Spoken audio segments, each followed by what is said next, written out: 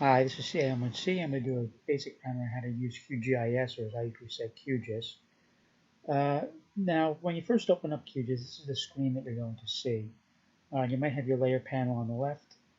Recent projects might be empty if it's the first time you used it, but that's where if you have projects saved, you can reload it. News and the processing toolbox won't be there, but it is on mine. When you first start to do maps, first thing you do is go to census or whatever website and download a shapefile. Shapefile is basically the format for a map file that you just can read. In this case, I'll go to my Wisconsin maps, and you can see here this is the zipped version of the 2016 county sublayer. To unzip, you right-click and do extract all, and then it'll go into a folder down here.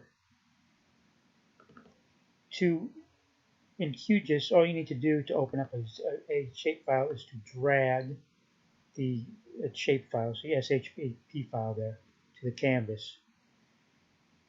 It'll say reproject, just let it reproject sometimes. And there you have it. There's a map of the Wisconsin county subdivisions. Now this isn't in a very good format. It's fatter than it should be, so we need to change the projection on it. In order to change the projection, you go down to the globe icon down on the bottom, left click on it, look for a Wisconsin specific projection system by typing in Wisconsin. You'll see it populate down here. I like the Horn series, but it really doesn't matter. Let's say Wisconsin net 83 Horn, set for feet United States. Hit apply, hit OK, hit OK. Did a ballpark transformation. Now Wisconsin looks a little bit more like Wisconsin. Some basic navigation features of QGIS. A lot of the times on the navigation bar up here has the icons that you need to do stuff.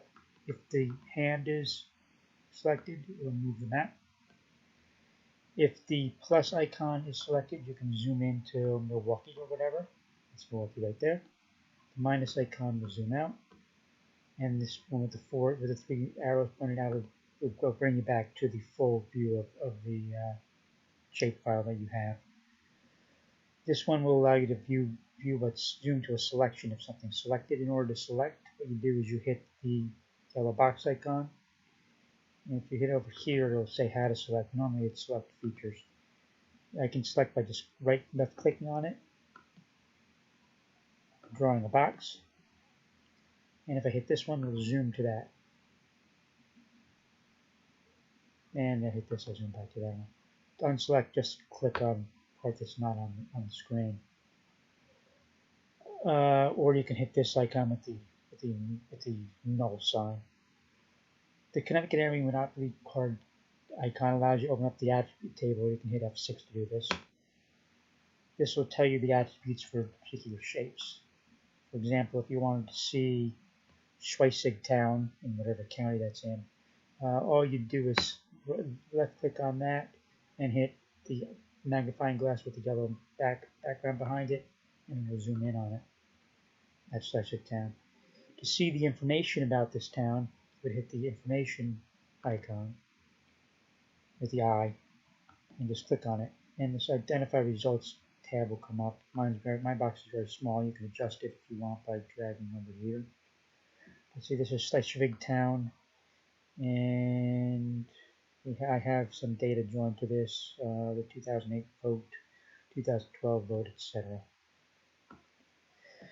Now, if I wanted to add another layer, I can either go back down to my Wisconsin file down here and drag it, or I can hit this icon over here, which brings up the data source manager. For most shapefiles, it's in vector format. You hit the three dots, and this will come up. I'll go to Wisconsin, and I'll try to find a county icon. I'm sure I have a county layer somewhere. Let's see. Right here is 29 county, 2009 county. I'll click here and open up TL 2009 55 county by clicking on it. Hit add. Transform is okay. Hit close. Now the county Let's zoom to the county layer. You can do it this way too by right-clicking and hit zoom to layer. See how the county icons and county layer is now over the county sublayer? We can temporarily turn off the county layer by clicking on the checkbox, or we can change the format that this is seen to get the green background out. In order to do that, you double-click on the county layer, and I have a preset, but let's do it as if I didn't. You hit Simple Fill, go to Fill Style, change it to no brush. Stroke color black is fine. Stroke width you can change to make it wider if you want to. Hit Apply.